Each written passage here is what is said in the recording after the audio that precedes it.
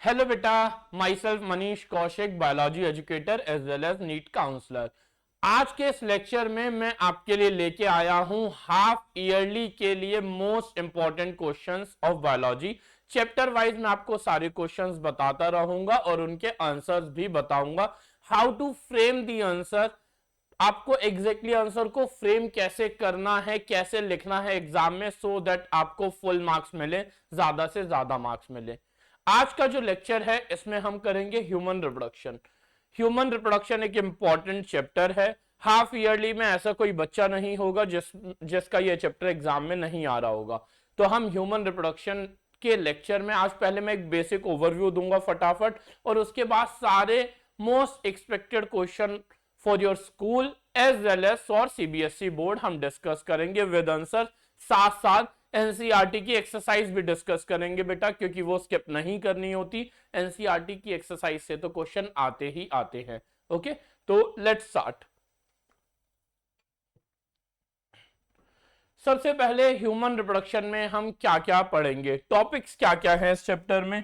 बेटा इस चैप्टर में आप सबसे पहले पढ़ोगे ओवरव्यू, बेसिक जो ओवरव्यू होता है, ठीक है। उसके बाद आप पढ़ोगे मेल रिप्रोडक्टिव सिस्टम,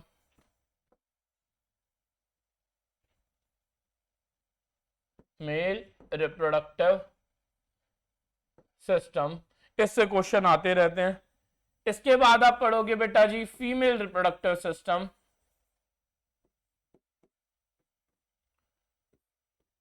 मेल और फीमेल रिप्रोडक्टिव सिस्टम के बाद जो मेन टॉपिक आता है वो आता है गैमेटोजेनेसिस, जिसमें दो टॉपिक आते हैं further, that is spermatogenesis and oogenesis।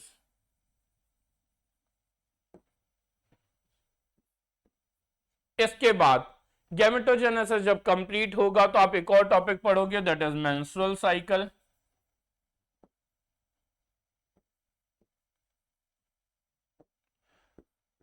Menstrual cycle खत्म करने के बाद आप पढ़ोगे फर्टिलाइजेशन। ये सब टॉपिक्स हैं इस चैप्टर में, ये सारे टॉपिक्स ही इंपॉर्टेंट हैं, ठीक है। इनके बारे में आपने अभी थ्रू आउट समझा होगा। आज से पहले इस लेक्चर में मैं इंपॉर्टेंट क्वेश्चंस के थ्रू सारे टॉपिक्स को रिवाइज कराता हुआ चला जाऊंगा, ठीक है। फर्टिलाइजेशन के बाद आप समझोगे क्लीवेज एंड इम्प्लांटेशन का जो टॉपिक है,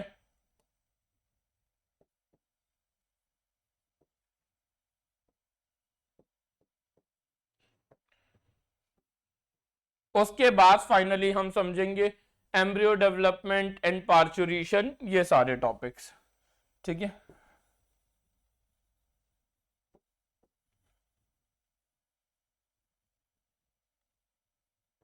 एम्ब्रियो डेवलपमेंट,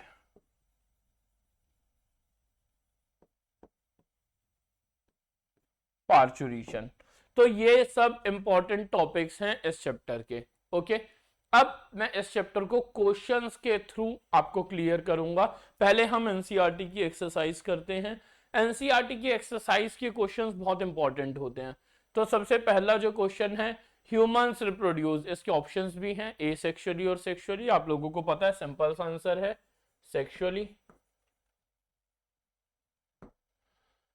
ह्यूमंस आर, इसके भी ऑप्शन एनसीईआरटी में मेंशन्ड है, oviparous, viviparous, ovoviviparous, that is viviparous. अब मतलब क्या होता है हम वो भी समझ लेते हैं। ओवीपेरस का मतलब होता है वो ऑर्गेनिज्म जो अंडे देते हैं, विविपेरस वो जो बच्चे देते हैं, और ह्यूमंस जो है वो बच्चे देते हैं, तो इसीलिए ह्यूमंस आर विविपेरस। फर्टिलाइजेशन जो है वो ह्यूमंस में बॉडी के अंदर होता है, दैट इज इंटरनल।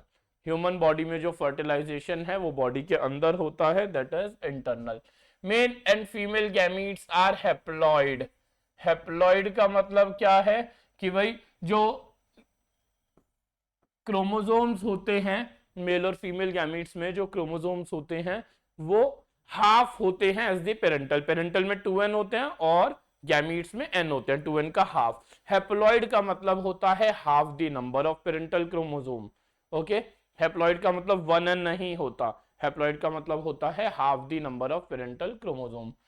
जो जाइगोट है, जाइगोट इज डिप्लॉइड, आपको पता है, क्योंकि मेल और female gamete N, female gamete N, दोनों मिलके क्या बना देते हैं, 2n। The process of release of ovum from a mature follicle is called, mature follicle का मतलब यहाँ पे है ग्राफियन फॉलिकल। मैच्योर फॉलिकल का मतलब क्या है बेटा, ग्राफियन फॉलिकल। और ग्राफियन फॉलिकल से ओवम निकलता है, इस ओवम निकलने के प्रोसेस को क्या बोलते हैं बेटा, ओव्यूलेशन। ठीक है, ovulation is induced by a hormone called as, ovulation कौन सा हार्मोन कराता है, LH, that is luteinising hormone.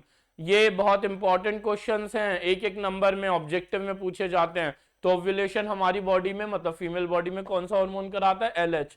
The fusion of male and female gametes is called as syngamy और फर्टिलाइजेशन। कुछ भी लिख दो, सेम ही बात है।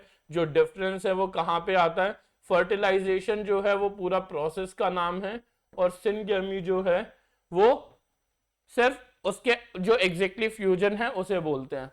Fertilisation takes place in, fertilisation exactly कहां होता है ह्यूमंस में, एम्पुला। पुरानी एनसीईआरटी में मेंशन था एम्पुलर इस्थमिक जंक्शन, लेकिन नई एनसीईआरटी में करेक्ट कर दिया, दैट इज एम्पुला। एम्पुला किसका पार्ट होता है बेटा जी, फेलोपियन ट्यूब का। तो यहां पे मैंने लिख दिया है fallopian tube. Zygote divides to form dash which is implanted in the uterus.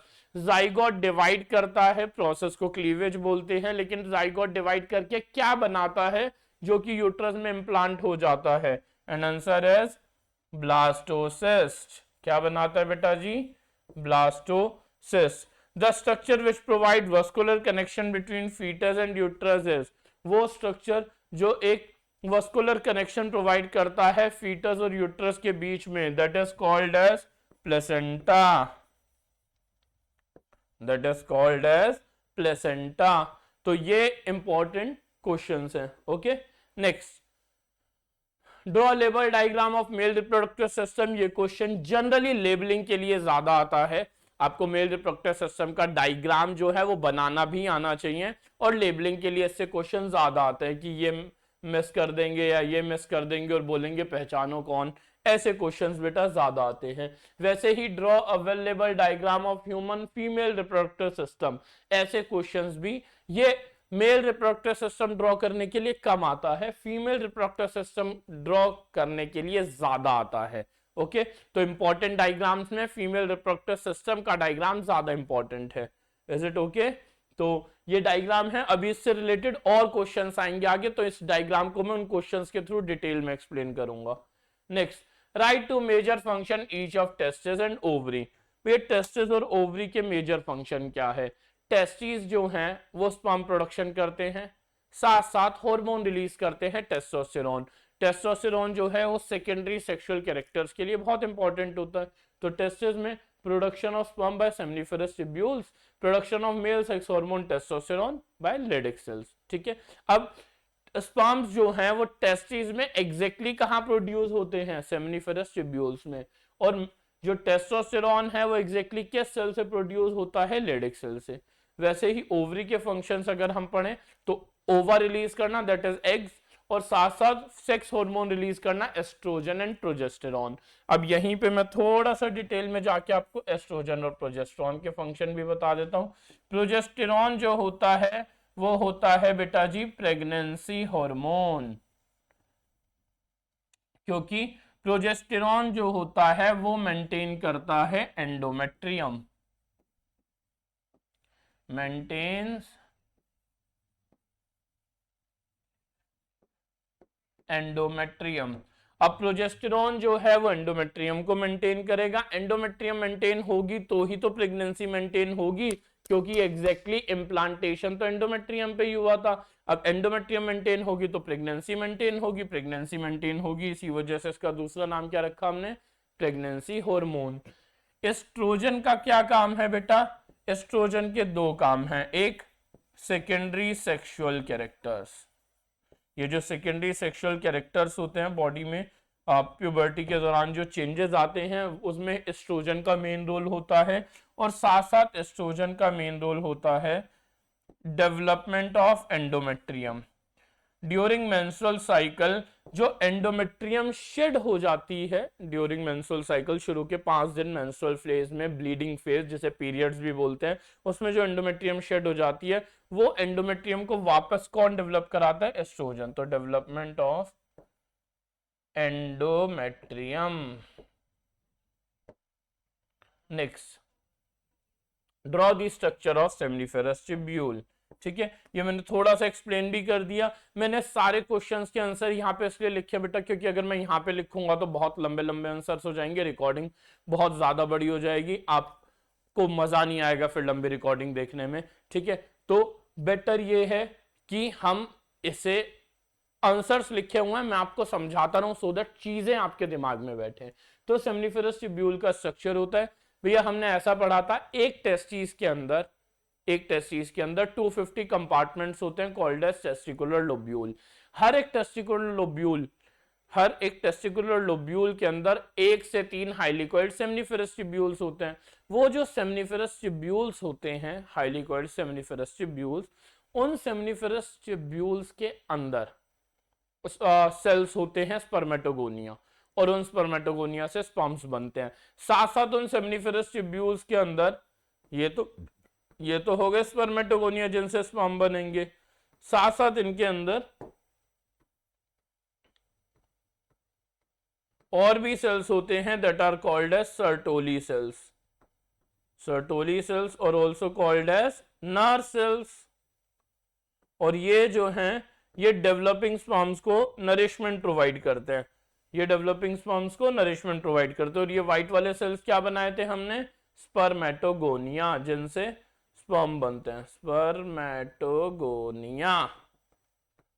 ठीक है, तो ये एक सेमनीफेरस ट्यूब्यूल का स्ट्रक्चर आता है बनाने को, तो आप वो अपने हिसाब से कैसे भी बना सकते हो। मैं आपको दूसरा तरीका बताता हूं उसे बनाने का। ठीक है, आप ये बनाओगे टेस्टिकुलर लोब्यूल के अंदर आप बनाओगे ये सेमनीफेरस ट्यूब्यूल के अंदर ये वाले जो सेल्स होंगे ये हो जाएंगे आपके स्पर्मेटोगोनिया,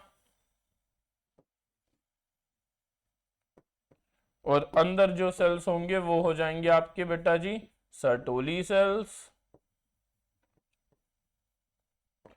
और ये जो है ये स्पेस जो होता है ये होता है बेटा इंटरस्टिशियल स्पेस में सेल्स होते हैं बेटा जी that are called as Leydig cells. ठीक है, तो वहां पे होते हैं लेडिक सेल्स। ठीक है, तो ये स्ट्रक्चर आपका काम आएगा। Okay, next, briefly describe the process of spermatogenesis. मैं क्या कर रहा हूं, सिर्फ एनसीईआरटी के सारे क्वेश्चंस को एक्सप्लेन कर दूंगा, इससे ही आपका चैप्टर ऑलमोस्ट रिवाइज हो जाएगा। साथ साथ एक दो केस बेस्ड स्टडी क्वेश्चन भी मैं आपको बताऊंगा। ठीक है, इससे आपका सारा कंसेप्ट रिवाइज हो जाएगा। तो स्पर्मेटोजेनेसिस के प्रोसेस को अगर मैं समझाऊं तो स्पर्मेटोजेनेसिस के प्रोसेस के लिए बेटा होते हैं स्पर्मेटोगोनिया,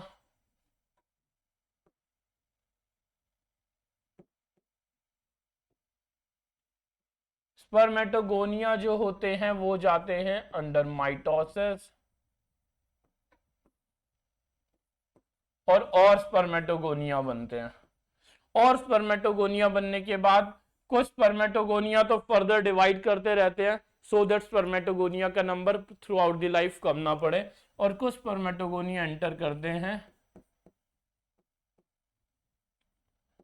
जिनमें होता है मियोसिस से पहले बेटा ग्रोथ फेज होता है एक, इनका साइज बढ़ जाता है, इन्हें बोलते हैं हम प्राइमरी स्पर्मेटोसाइट। क्या बोलते हैं? Primary spermatocyte.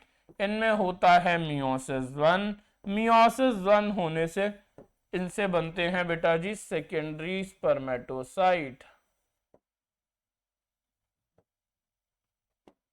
क्लियर है यहां तक?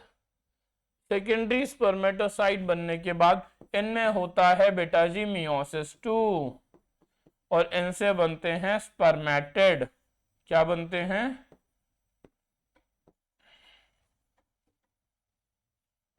स्पर्मेटिड्स, और ये जो स्पर्मेटिड्स होते हैं इनसे फाइनली बनते हैं स्पर्म्स।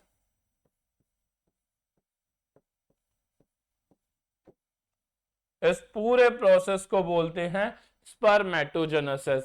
और क्वेश्चन ध्यान से देखोगे तो देखो, एक प्राइमरी स्पर्मेटोसाइट से कितने स्पर्म बन रहे हैं? 4। लेकिन एक सेकेंडरी स्पर्मेटोसाइट से कितने स्पर्म बन रहे हैं? 2। एक स्पर्मेटिड से कितने स्पर्म बन रहे हैं? 1। स्पर्मेटिड से स्पर्म बनने के प्रोसेस को बोलते हैं बेटा जी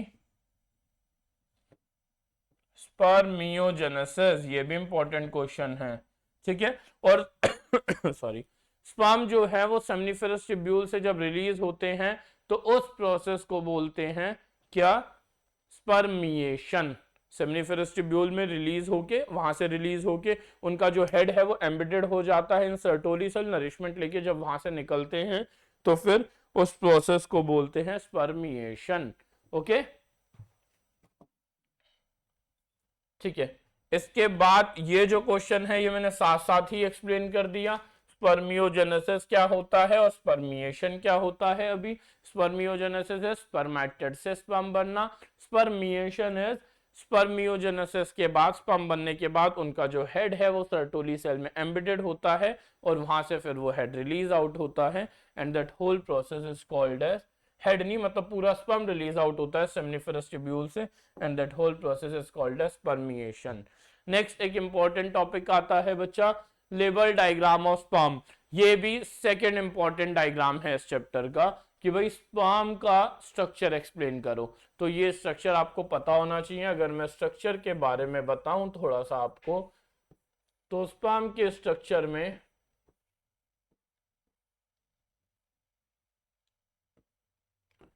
एक आता है बेटा जी हेड, हेड के बाद आता है नेक, नेक के बाद आता है मिडल पीस, और मिडल पीस के बाद आती है बेटा टेल। टेल जो होती है बच्चा वो फ्लैजेलर टेल होती है, जिसकी वजह से हम ये पढ़ते हैं कि स्पर्म जो है वो फ्लैजेलर मूवमेंट शो करते हैं।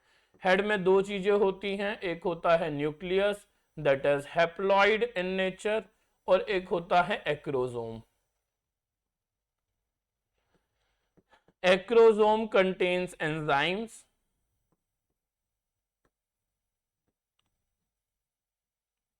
एक्रोसोम के पास एंजाइम्स होते हैं काफी सारे which helps in fertilisation.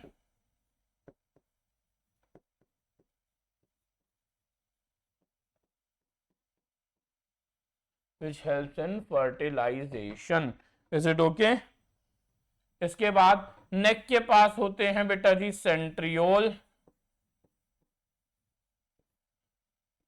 Centriole भी दो तरह के होते हैं, एक होता है प्रोक्सिमल सेंट्रियोल और एक होता है बच्चा डिस्टल सेंट्रियोल। ठीक है, प्रोक्सिमल सेंट्रियोल जो होते हैं, प्रोक्सिमल सेंट्रियोल, इनका काम होता है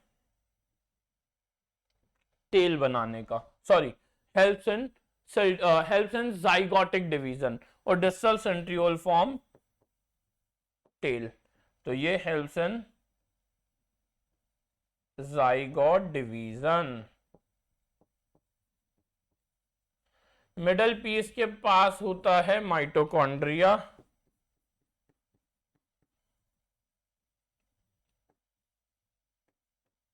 इन दी फॉर्म ऑफ स्पाइरल। इस वजह से इसे बोलते हैं माइटोकॉन्ड्रियल स्पाइरल, और वो प्रोवाइड करता है एनर्जी, जिस एनर्जी की वजह से स्पर्म जो है वो मूव करता है। Okay, I hope this question is clear. Next, what are the major components of seminal plasma.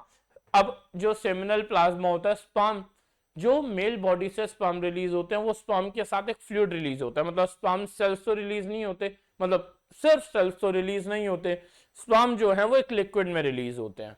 वो लिक्विड जो होता है उसका नाम होता है seminal plasma. Seminal plasma along with sperm form semen. अब सेमिनल प्लाज्मा किससे बनता है? एक्सेसरी ग्लैंड से। एक्सेसरी ग्लैंड्स में क्या क्या आते हैं? एक्सेसरी ग्लैंड्स में आते हैं सेमिनल वेसाइकल्स, बल्बोयूरेथ्रल ग्लैंड और प्रोस्टेट ग्लैंड। सेमिनल वेसाइकल्स जो हैं वो बहुत सारे एंजाइम्स, फ्रक्टोज रिलीज करते हैं। प्रोस्टेट ग्लैंड कुछ एंजाइम साथ साथ कैल्शियम रिलीज करते हैं। बल्बोइरेथ्रल ग्लैंड का बहुत ज्यादा मेन काम नहीं होता सेमिनल प्लाज्मा बनाने में। तो seminal plasma is the mixture of secretions of male accessory gland which include paired seminal vesicles. Seminal vesicle से रिलीज क्या होता है बेटा जी? एंजाइम्स प्लस फ्रक्टोज भी।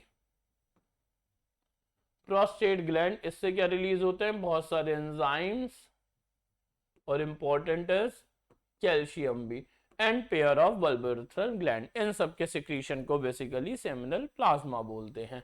What are the major components of seminal plasma? जो अभी अभी बताया, सेमिनल प्लाज्मा का मेजर कंपोनेंट क्या क्या है? ये देखिए, secretion of these glands constitute the seminal plasma which is rich in fructose, calcium and certain enzymes। Bulbourethral gland का जो सिक्रीशन होता है वो पेनिस को लुब्रिकेट करता है। पेनिस लुब्रिकेट रहेगा तो सेक्सुअल इंटरकोर्स इजी होता है उससे। ठीक है, नेक्स्ट आता है बेटा जी टॉपिक oogenesis। तो oogenesis जो टॉपिक है ये एक बहुत बड़ा टॉपिक है। ठीक है, इसकी मैंने ऑलरेडी एक वीडियो बना रखी है, और क्योंकि oogenesis अपने आप में बहुत बड़ा टॉपिक है और ये बहुत इंपॉर्टेंट टॉपिक है। उस वीडियो का लिंक भी मैं रिलेटेड वीडियोस में डाल दूंगा। तो जिसने oogenesis जैसे आता है तो बहुत अच्छी बात है, जिसे नहीं आता तो वो एक बार उस वीडियो को जरूर देखना। oogenesis क्लियर हो जाएगा, बहुत ज्यादा इंपॉर्टेंट टॉपिक है, तो उससे आपकी हेल्प हो जाएगी। ओके, बस ये मैं बता रहा हूँ इस डायग्राम से, oogenesis जो है वो बहुत इंपॉर्टेंट टॉपिक है। Draw label diagram of a section through ovary, ये भी क्वेश्चन आ सकता है, एनसीईआरटी का है डायग्राम। और ये जो चीजें हैं पुरानी एनसीईआरटी में यहाँ पे ओवम था, अब करेक्ट कर दिया गया है, दैट इज सेकेंडरी ओसाइट। अब जो आंसर है वो करेक्ट कर दिया गया है, that is secondary oocyte. Ovum release नहीं होता, ओवरी से क्या रिलीज होता है? Secondary oocyte. ये भी 1 मार्कर क्वेश्चन बन सकता है कि ओवरी से क्या रिलीज होता है। Okay, next, draw label diagram of Graafian follicle. अगर बहुत डिटेल में नहीं बनाना तो सिंपल वाला हम बना देते हैं। ठीक है, ग्राफियन फॉलिकल जो स्ट्रक्चर होता है, ये क्वेश्चन आ सकता है क्योंकि एनसीईआरटी का है। ग्राफियन फॉलिकल जो स्ट्रक्चर होता है बेटा, इसमें सेकेंडरी ओसाइट तो प्रेजेंट होता ही है। ठीक है, और सेकेंडरी ओसाइट के चारों तरफ यहाँ पे लेयर भी बनती है, that layer is called as zona pellucida.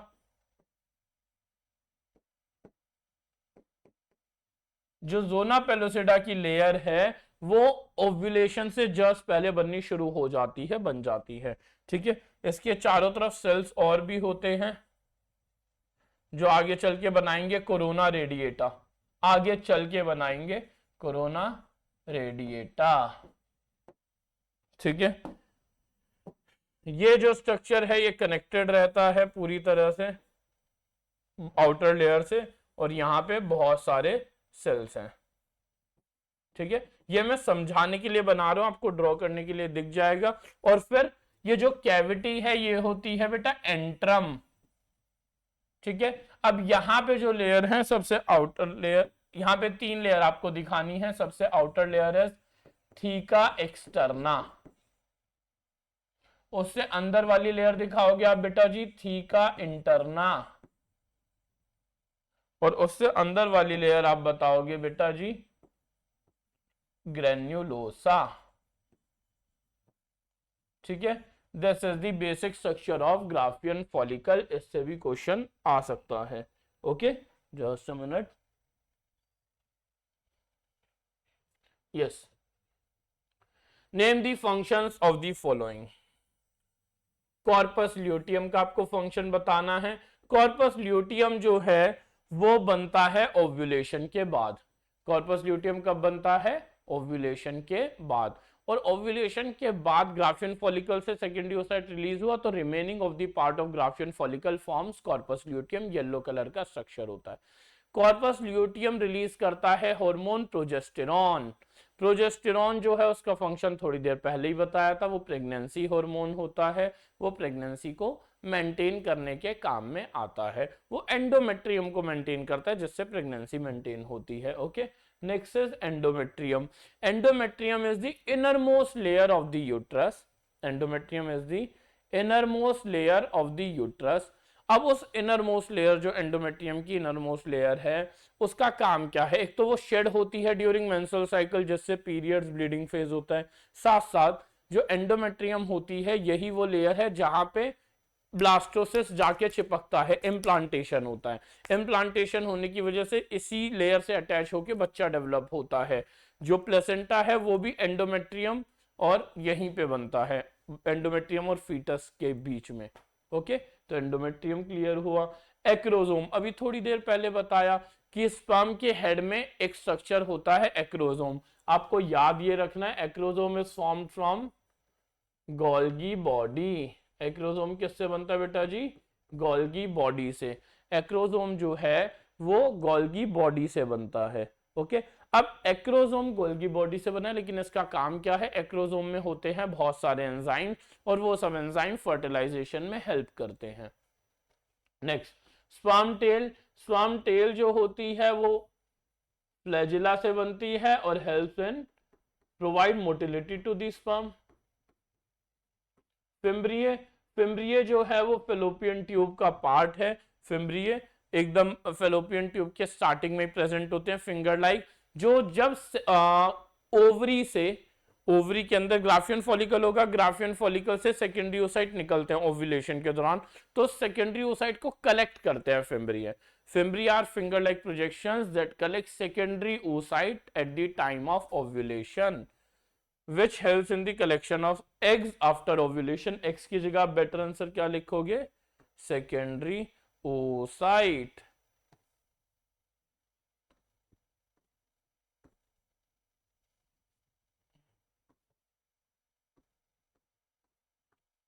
Secondary oocyte।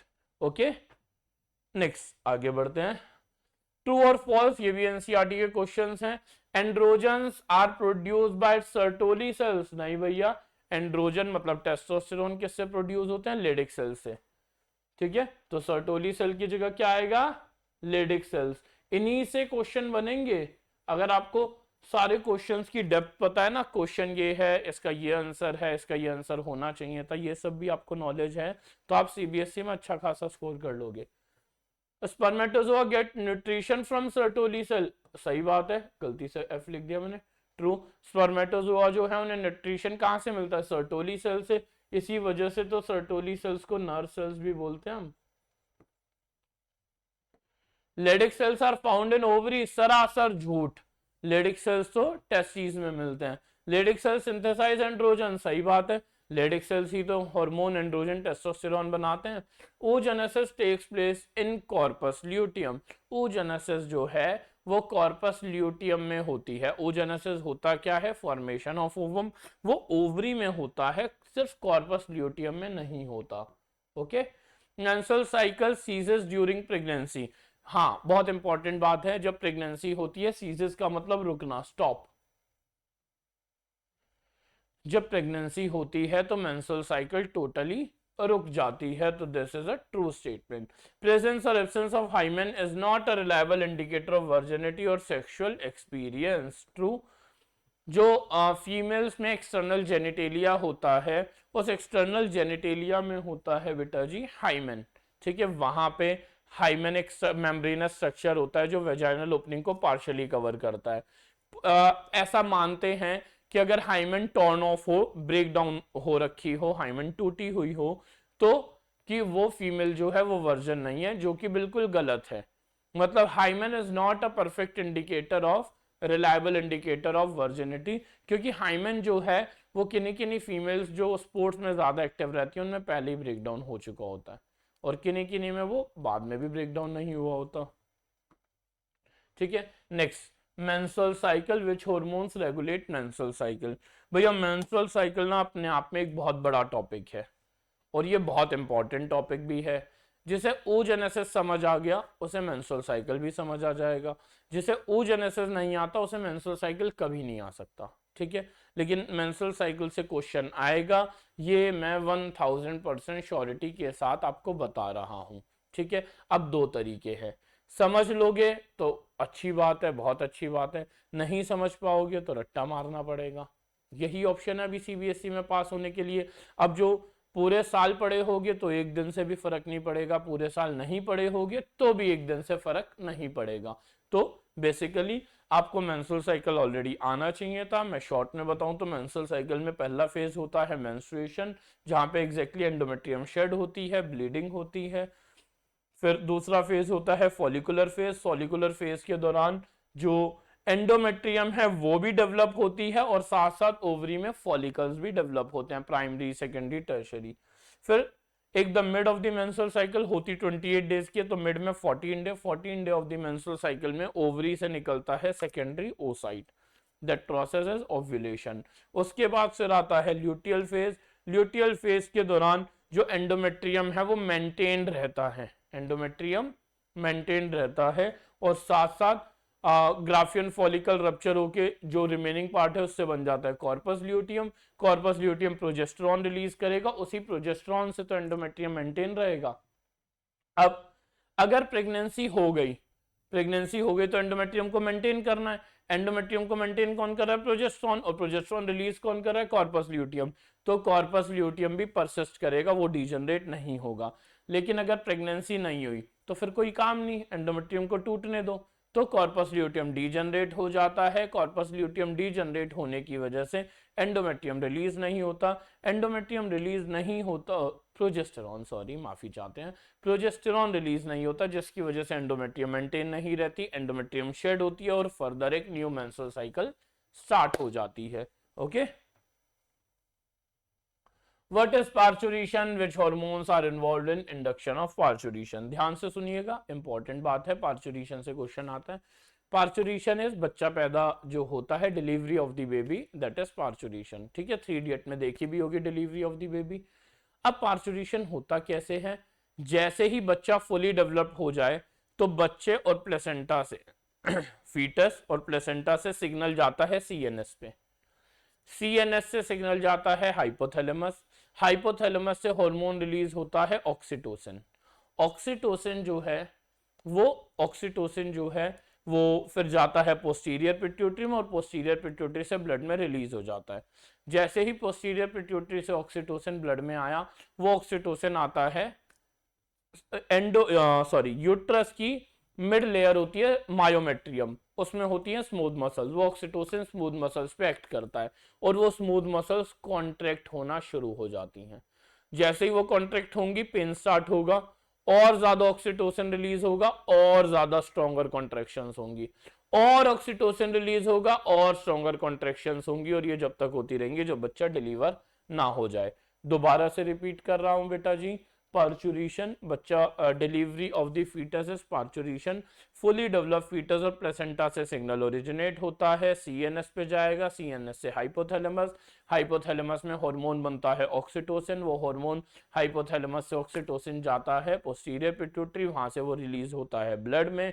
Blood में रिलीज होने के बाद जो ऑक्सीटोसिन है वो एक्ट करता है smooth muscles of myometrium of uterus, फिर स्मूथ मसल्स कॉन्ट्रैक्ट होती हैं, जिससे और ज्यादा ऑक्सीटोसिन रिलीज होता है और स्ट्रॉन्गर कॉन्ट्रैक्शन होती हैं, और ज्यादा ऑक्सीटोसिन रिलीज होगा और स्ट्रॉन्गर कॉन्ट्रैक्शन होंगी, और फाइनली बेबी डिलीवर हो जाएगा।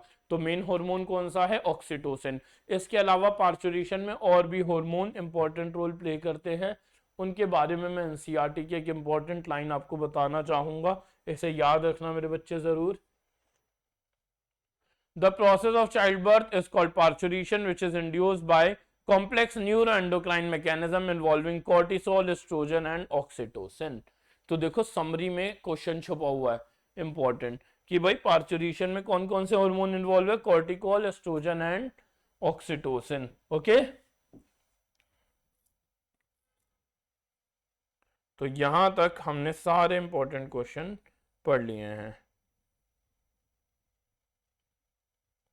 पार्चुरेशन हमारा हो गया।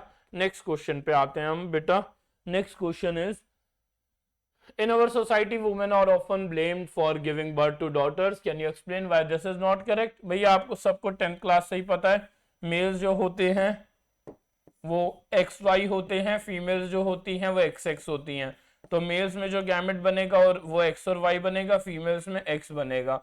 अब मेल्स में मेल्स का एक्स अगर फीमेल के एक्स से फ्यूज करेगा तो फीमेल पैदा हो जाएगी, मेल का वाई फ्यूज करेगा तो मेल पैदा हो जाएगा। तो बायोलॉजिकली बच्चा मेल होगा या फीमेल, ये किस पे डिपेंड करता है, मेल्स पे। जो बच्चा होगा वो लड़का होगा या लड़की, ये मेल्स पे डिपेंड करता है बायोलॉजिकली, साइंटिफिकली, ना कि फीमेल्स पे। Okay, how many eggs are release by human ovary in a month? एक ओवरी से एक एग रिलीज होता है, अल्टरनेटिव काम करती है ओवरी। एक ओवरी से, इस राइट ओवरी से एग रिलीज हुआ इस महीने, तो नेक्स्ट महीने लेफ्ट ओवरी से एग रिलीज होगा, फिर राइट ओवरी, फिर लेफ्ट ओवरी, फिर राइट ओवरी। तो एक साल में 6 एग इधर से और 6 एग इधर से, ठीक है, normally. How many eggs do you think would have been released if the mother gave birth to identical twins? Would your answer change if the twins have been fraternal? देखो, identical और non identical twins का case हम समझते हैं। Identical twins में एक ही egg required होता है, एक ही स्पर्म रिक्वायर्ड होता है, एक ही जाइगोट बनता है। वो जाइगोट ड्यूरिंग डेवलपमेंट दो टुकड़ों में टूट जाता है, उस जाइगोट से ब्लास्टोसिस बनता है, वो ब्लास्टोसिस दो टुकड़ों में टूट जाता है, जिससे दो बच्चे बनते हैं। और वो दोनों बच्चे हैं तो एक ही जाइगोट से, तो वो आइडेंटिकल होंगे, हूबहू सेम होंगे। लेकिन अगर फीमेल्स ने सुपर ओव्यूलेशन कर दिया, गलती से दो एग रिलीज हो गए फीमेल से due to high level of FSH LH, तो स्पर्म्स की तो कमी है नहीं, बहुत सारे स्पर्म्स आते हैं, तो दो एग फर्टिलाइज होंगे, दो जाइगोट बनेंगे, दो जाइगोट से दो बच्चे बनेंगे। Is it okay? तो ये क्वेश्चन मैंने बता दिया। इस क्वेश्चन की भी बहुत बेहतरीन एक शॉर्ट वीडियो चैनल पे है, तो ढूंढ लेना। अब रिलेटेड वीडियोस में तो मैं एक ही वीडियो डाल पाऊंगा, सारी तो डाल नहीं पाऊंगा, तो आप ढूंढ लेना monozygotic twins versus dizygotic twins. 50 seconds में पूरा एक्सप्लेन किया है, बहुत बेहतरीन वीडियो, वो भी देख लेना बेटा। How many egg do you think were released by the ovary of a female dog which gave birth to 6 puppies? अब 6 puppies दिए हैं, 6 बच्चे दिए हैं, तो 6 एग की जरूरत होगी, 6 एग्स आर रिलीज्ड। ओके, अब आते हैं हम थोड़ा केस बेस्ड स्टडी वाले क्वेश्चंस पे। Study the graph given below and answer the question that follows. ये क्वेश्चन आपको बताने हैं। What is the importance of LS search? इसके लिए ग्राफ देखने की जरूरत नहीं है। LS सर्च कॉजेज ओव्यूलेशन, ये तो डायरेक्ट हो जाएगा। हम ग्राफ क्वेश्चन के हिसाब से देखेंगे। Identify the ovarian phase during the menstrual cycle, 5th day to 12th day of the cycle, 5वें से 12वें दिन तक का फेज। ये कौन सा फेज अभी हमने पढ़ा था? फॉलिकुलर फेज, ठीक है, थोड़ी देर पहले ही पढ़ा था फॉलिकुलर फेज, ये लिखा answer, also called as proliferative phase. 14 day of the cycle, 14 day जो मिड में होता है वो ओव्यूलेटरी फेज होता है, that is ovulatory phase, release of ovum followed by luteal phase. ये जो फेज होता है that is luteal phase. Menstrual cycles are absent during pregnancy, why? Pregnancy के दौरान मेंस्ट्रुअल साइकिल एब्सेंट होती है क्योंकि प्रेगनेंसी के दौरान गोनेडोट्रोफिन्स का लेवल बढ़ जाता है, जो सप्रेस कर देता है बाकी हार्मोन्स को। High level of progesterone and estrogen during, progesterone और एस्ट्रोजन का लेवल बढ़ जाता है, जो गोनेडोट्रोफिन के लेवल को सप्रेस कर देता है, जिसकी वजह से वहां पे मेंस्ट्रुअल साइकिल नहीं चलती। Suppress the release of gonadotrophins required for the develop, gonadotrophin बोले तो LH एंड FSH। ओके, तो ड्यूरिंग प्रेगनेंसी एस्ट्रोजन प्रोजेस्टेरोन का हाई लेवल जो है वो LH और FSH के लेवल को कम कर देता है फीडबैक, नेगेटिव फीडबैक मैकेनिज्म से, जिससे वो रिलीज नहीं हो पाते और मेंस्ट्रुअल साइकिल रुक जाती है। ओके, क्वेश्चन, सीक्वेंस है ओवेरियन साइकिल का, A1 in a human female, ठीक है, दिख रहा होगा। Identify the figure that illustrate ovulation and mention the stage of oogenesis it represent. तो भैया ओव्यूलेशन का देखो, ये रहा F वाला ओव्यूलेशन को है, और ये कौन सा फेज रिप्रेजेंट कर रहा है? Ovulatory phase of the menstrual cycle, ovulatory phase of the menstrual cycle. Okay, to identify the figure that illustrates ovulation and mention the stage of oogenesis it represents. ठीक है, next, name the ovarian hormone and the pituitary hormone that have caused the above mentioned event. तो ये वाला जो event है ovulation, ये कौन से ओवेरियन हार्मोन ने कराया और कौन से पिट्यूटरी हार्मोन ने? Pituitary hormone LH causes ovulation, और ओव्यूलेटरी ओवेरियन हार्मोन में एस्ट्रोजन। इंपॉर्टेंट क्वेश्चन है बच्चा। पिट्यूटरी हार्मोन में LH causes ovulation और ओवेरियन हार्मोन में एस्ट्रोजन का रोल आता है, बिकॉज एस्ट्रोजन जो है वो पीक शो करता है during ovulation. Explain the changes that occur in the uterus simultaneously in anticipation. तो यूट्रस में इस दौरान क्या क्या चेंजेस होंगे बेटा, यहां से यहां तक यूट्रस में एंडोमेट्रियम, शुरू के दौरान तो एंडोमेट्रियम शेड होगी, फिर यहाँ पे एंडोमेट्रियम का डेवलपमेंट होगा और यहाँ पे एंडोमेट्रियम मेंटेन होगी। तो कैसे लिखोगे, in the before F stage endometrium is developing, after F stage endometrium is maintained. यहां पे कौन सा हार्मोन है जो एंडोमेट्रियम को डेवलप करे, एस्ट्रोजन। यहां पे कौन सा है जो एंडोमेट्रियम को मेंटेन करे, that is progesterone. Right the location and function of Sertoli cells in humans, ये पीवाईक्यू है, सीबीएसई के ही प्रीवियस ईयर पेपर्स में कहीं आया है। तो सर्टोली सेल्स कहाँ होते हैं, वो सेमनिफेरस ट्यूब्यूल्स में होते हैं अंदर की तरफ, इनसाइड द सेमनिफेरस ट्यूब्यूल। और फंक्शन क्या है, नरिशमेंट प्रोवाइड करते हैं। Okay, location and function of myometrium and endometrium, अभी तक के वीडियो में हमने बार बार इस क्वेश्चन को डिस्कस कर लिया है। ये सारे पीवाईक्यूज भी लेके आया हूं मैं। अब ये इंपॉर्टेंट है, केस बेस्ड क्वेश्चन आ जाता है बच्चा। ये क्वेश्चन है कि प्राइमरी फॉलिकल से ग्राफियन फॉलिकल बना, इसमें किस किस का रोल है। तो प्राइमरी फॉलिकल से ग्राफियन फॉलिकल में एफएसएच और एस्ट्रोजन का रोल होता है। ग्राफियन फॉलिकल से ओवा मतलब oogenesis हुआ, तो इसमें किसका रोल होता है, एलएच, बिकॉज हम बार बार पढ़ चुके हैं एलएच कॉजेज ओव्यूलेशन। और ओवा से कॉर्पस ल्यूटियम बना, तो ओवा से कॉर्पस ल्यूटियम बना तो कौन सा हार्मोन है, एग्जैक्टली ये थोड़ा सा क्वेश्चन गलत है। कॉर्पस ल्यूटियम से कौन सा हार्मोन रिलीज होता है, ये उन्हें ये पूछना चाहिए था, ये पीवाईक्यू है। कॉर्पस ल्यूटियम से कौन सा हार्मोन रिलीज होता है, दैट इज प्रोजेस्टेरॉन। ठीक है, तो ऐसे भी क्वेश्चन केस बेस्ड स्टडी के तौर पे आपसे पूछे जा सकते हैं। अब ये एक इंपॉर्टेंट क्वेश्चन है जो अभी तक के चैप्टर में हमने पढ़ लिया है। Draw section view of seminiferous tubules, पुराना क्वेश्चन ये जा चुका है। Cells that divide by mitosis to increase their number is spermatogonium. ये मैं केस बेस्ड वाला बता देता हूं आपको, यहाँ पे लिखा भी है, that are spermatogonia. Cells that undergo meiosis 1, that is meiosis 1 में कौन जाता है, primary spermatocyte. Secondary meiosis, meiosis 2 में कौन जाता है, ये थोड़ी देर पहले हमने पूरा पढ़ा था। मियोसिस 2 में कौन जाता है, secondary spermatocytes. Process of spermiogenesis, cells that help in the process of spermiogenesis. Spermiogenesis में कौन हेल्प करते हैं, सर्टोली सेल, क्योंकि सर्टोली सेल ही नरिशमेंट प्रोवाइड करते हैं, जिससे फर्दर जो स्पर्मेक्टिड हैं वो स्पर्म्स में कन्वर्ट होते हैं। Okay, role of Leydig cell, produce hormone testosterone,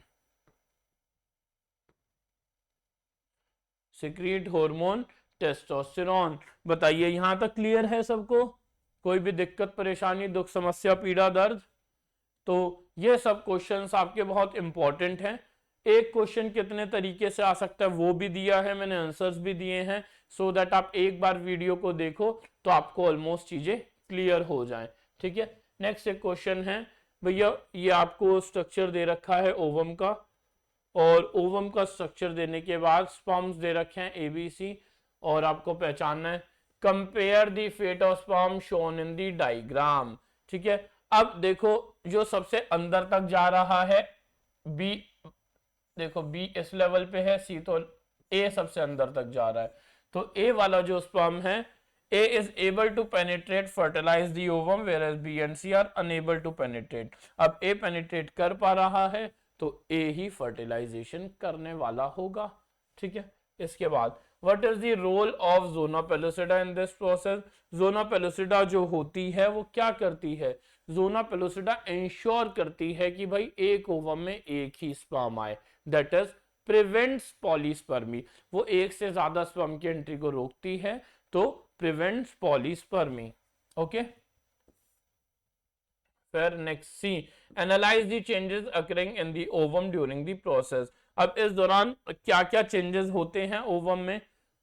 जैसे ही स्पर्म आता है तो स्पर्म प्रोवाइड करता है एपीसी, तो जो सेकेंडरी ओसाइट है, सेकेंडरी ओसाइट जो है वो मियोसिस 2 कंप्लीट करके ओवम बनाता है, स्पर्म और ओवम फ्यूज होके जाइगोट बनाते हैं, साथ साथ आउटर कवरिंग हार्ड हो जाती है सो दैट कोई और स्पर्म एंटर ना कर पाए। ठीक है, next mention what helps in the एंटियोस्पर्म इनटू द ओवम, एक्रोसोम के सिक्रीशंस, एंजाइम ऑफ एक्रोसोम अभी तक हम डिस्कस कर चुके हैं। Specify the region of female reproductive system where the event represented in the diagram takes place. तो ये जो है वो एग्जैक्टली फीमेल रिप्रोडक्टिव सिस्टम में कहाँ होता है, फर्टिलाइजेशन हो रहा है, और कहाँ होता है, ampulla of the fallopian tube, fallopian tube के एम्पुला में होता है। ये कंपनी वाले कॉल कर करके परेशान करते रहते हैं एक तो।